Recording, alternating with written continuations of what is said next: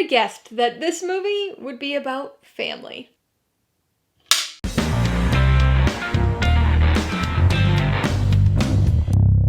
Hey everybody, welcome to Mainly Movies. Today I'm going to be talking about the 11th film in the Fast and Furious franchise, the 2023 action sequel, Fast X. If you're new here, please consider subscribing for a variety of movie-related content, like reviews, rank lists, and trailer reactions.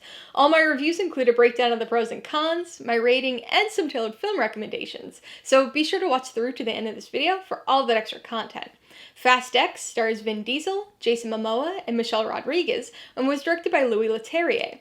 It tells the story of Dominic Toretto and the rest of the family as they're drawn back into the life of secret missions after they're targeted by the son of a former foe. Fast X is the 10th installment in the main Fast and Furious franchise, and the 11th film overall if we include the spin-off Hobbs and Shaw. With those 22 years worth of movies behind us, at this point, everybody knows what to expect from a new Fast and Furious movie. Ridiculous, over-the-top action, lots of talk of family, a ton of characters, and of course, a street race or two, even if it makes no sense in the context of the film at this point.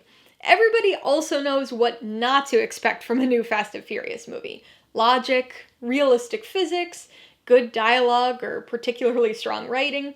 We know this, the filmmakers know this, the studio knows this, and so we keep coming back for and in spite of those things. This obviously isn't a franchise for everybody, and that's okay. There are a lot of people who look at the absurdity of this franchise and scoff at each new release, and that's fine. I, on the other hand, look forward to each new release for that very same absurdity. The story of Fast X is fairly typical of what I consider the second era of the franchise, which is basically everything from Fast 5 onwards. It's technology heavy and very spycraft based. We're well into the secret agent superhero portion of this franchise, with DVD stealing and illegal street racing far in the rearview mirror. So the story here is massive in scale compared to the early Fast and Furious movies, but still retains many of the classic hallmarks of those films, with the family working together to protect each other while being on the run. It's got some very familiar elements for sure, but there's something different about it too. It's a continuation, but also somehow feels like a final mini reset for the franchise. This series has become an interconnected web of films, and Fast X continues with that. We're still in the midst of the Cypher versus Mr. Nobody's agency arc, but this film also ties into Fast 5 in a significant way, for both the villain and also the family. As is probably expected, family is central here. It's been a bit of a running joke since the beginning of the franchise, but it's also been a very real and earnest thematic core that everything's been built around. Family is everywhere in this film. Whether we're talking about Dom, Letty, and little Brian, Dom, Mia, and Jacob, the broader Fast and Furious family with Roman, Tej, and the rest of the gang, Elena and the Brazilian family ties, the Shaws, Mr. Nobody's family, or even our main villain Dante and his family connections. Blood relatives or not, everything here is driven by family, either protecting family or seeking revenge for family. This provides a solid emotional footing for the film, assuming of course you're invested in these characters. I can't speak to how this all plays for somebody who doesn't know or remember all the characters, but given the sheer number of main, secondary, and cameo characters here, I imagine it could get a little tough to keep track of who's who if you don't already know. To be fair, even fans might have trouble staying on top of all of the characters here. This family is huge at this point. Even some of our main family members get fairly limited time to shine here. And then when you throw in the secondary characters, old favorites who pop up in small roles, the assortment of cameos, and then of course all of our new main characters who range from team allies to villains, we're talking about dozens of characters to keep track of. I've talked about our existing characters enough over the years and the reviews, and they all fall into their typical roles here, so I want to briefly talk about our new additions instead. Agency characters, Ames and Tess, are both pretty interesting, and Daniela Melchior's character, Isabel, has a nice role, so I'm excited to see all three of them some more moving forward. But the big new addition here is Jason Momoa as the unhinged Dante Reyes. The character's on a revenge path, which is nothing new for the franchise, but his personality certainly is new. Imagine the Joker crossed with Jack Sparrow, and you've got something close to Dante. goofy, kind of darkly funny, but sociopathic. Momoa clearly had a blast playing this unpredictable character, and as weird as Dante sounds, he brings a combination that works for the franchise, bridging the serious family side and the goofy, over-the-top, self-aware side. Speaking of over-the-top, no Fast and Furious review would be complete without talking about the action. This continually ramped up action is one of the big draws of the franchise, and Fast X does not disappoint in that department. Although it doesn't reach the action heights of the greats of the franchise, it's got some fairly impressive and exciting sequences. The whole Rome set piece is reminiscent of Fast Five's vault chase and F9's magnet chase, but adds enough new elements to keep it fun. There are also plenty of car chases, elaborate car crashes, some good hand-to-hand fights, a few ridiculous fly-through-the-air moments, some creatively used helicopters. We're solidly in the absurd action part of the franchise, so nothing they do is realistically feasible, but I will say it feels a bit reined in from F9 in terms of absurdity. Don't get me wrong, much of it is still absurd, just not fly a car into space absurd. As has been the case for the past several films, the mix of family, action, and self-aware humor is still here.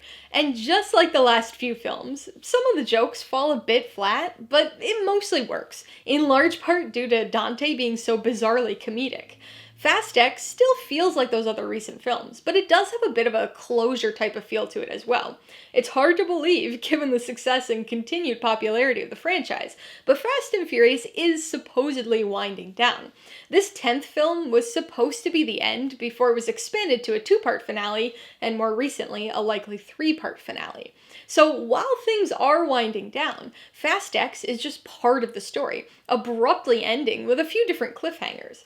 People who were unaware that this was only part 1 of a multi-part film were vocally upset at my screening, and even being prepared, I too was a bit frustrated. Not by the cliffhangers, but by the partial story. Nothing is wrapped up or completed here, so it really does just feel like part of a whole that we now have to wait years to see the conclusion of. With that said, it was still a highly entertaining film that I can't wait to see the conclusion of. Alright, let's talk about the pros and cons. Pro number 1 is Jason Momoa as Dante. This is one I definitely wasn't expecting to put on the pro side. Not because of Momoa, but because villains have always been a bit hit or miss with this franchise, and his revenge story seemed pretty average. But we've definitely never had a villain like him in the franchise before. He's a bit hard to explain, but if I were to describe him via comparisons, I'd say he's like a Bond villain who's a mashup of the Joker and Jack Sparrow. He's this weird mix of goofy and darkly funny and upbeat, and completely menacingly unhinged. He's almost cartoonish with how wild he gets, so he does come really close to being too much a few times, but he ends up working surprisingly well as an antagonist in this franchise. The second pro has got to be the story connections. This won't be as big of a positive factor to many other people, I'm sure, but I've loved how these films have managed to connect and tie together as this expanding web over the years. Whether it be bringing all the characters together in Fast and Furious, or finally tying Tokyo Drift into the main storyline with Furious 7, or maintaining multi-film story arcs, I like the attempts at keeping everything feeling interconnected. So, the fact that this is extremely connected to Fast 5, my favorite film in the franchise, gives this one a bit of an inherent boost for me. I won't give anything away with how it's connected exactly, especially since there are actually a few points of connection to Fast 5, but this movie also ties nicely into the fate of the Furious, as well as finally making a direct connection to Hobbs and Shaw, which is exciting since that's still currently a spin-off, but may leave things open for a certain potential crossover character. On the con side, the biggest issue is the abrupt ending. Now, I went into this film knowing that this was going to be a 2 or maybe now 3-parter film, so the fact that there was a cliffhanger doesn't really bother me. The problem, instead, comes from the fact that the film feels incomplete, because it is. Rather than telling a story that then requires a direct follow-up continuation in the next part, it instead opts to tell half a story, abruptly cutting in the middle of several storylines without without giving us a sense of completion with any of them. A lot happens here, and it's entertaining, so it does feel worthwhile, but it also feels like a lot of setup with very little payoff, since that payoff will inevitably come in the final film. Before I give you my rating and recommendations, I want to remind you that if you're interested in buying Fast X or any of the other films I mentioned today, I do have affiliate links for all of them in the description below. I get a small commission from anything you buy using one of my links, so I'd really appreciate it if you use them if you're in the market for any of these movies. I'm gonna give Fast X 3.5 out of 5 paws. It's an exciting and action-packed ride with the family. The abrupt ending, overabundance of characters, and some lapses in logic prevent it from rising to the top of the franchise, but it's still an entertaining story that continues the heavy family themes that have kept us invested in these characters for years. I would recommend Fast X to existing fans of the Fast and Furious franchise. That's probably an obvious group to recommend this movie to, but at this point, anybody looking to watch one of these films already knows what they're getting into. If you're invested in these characters, or even just want some big, ridiculous car-based action, this will be an entertaining popcorn flick for you.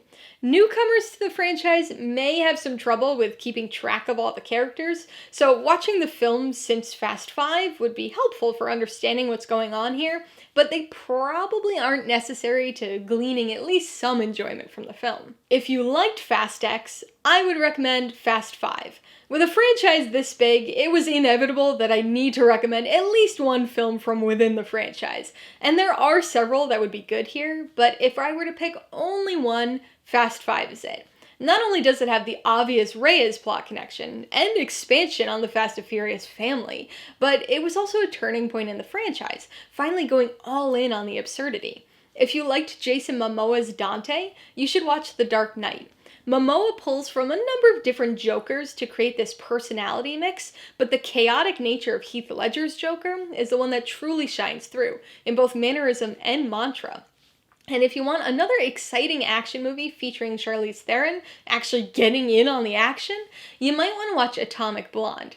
Cypher has been a very digital character in Fast and Furious, using keyboards a lot more than her fists, but Theron's Lorraine Broughton is decidedly more analog. Alright, a couple questions for you guys. Number 1, have you seen Fast X? If so, what'd you think of it? And number 2, what's your favorite franchise with 10 or more films? Be sure to leave your answers in the comments below so we can get a discussion going. Alright, so if you got some enjoyment, insight, or information out of this review, I'd appreciate it if you'd hit that like button. And if you haven't done so already, please hit subscribe while you're at it to see more videos like this. Till next time, this has been Alyssa with Mainly Movies. The way life should be.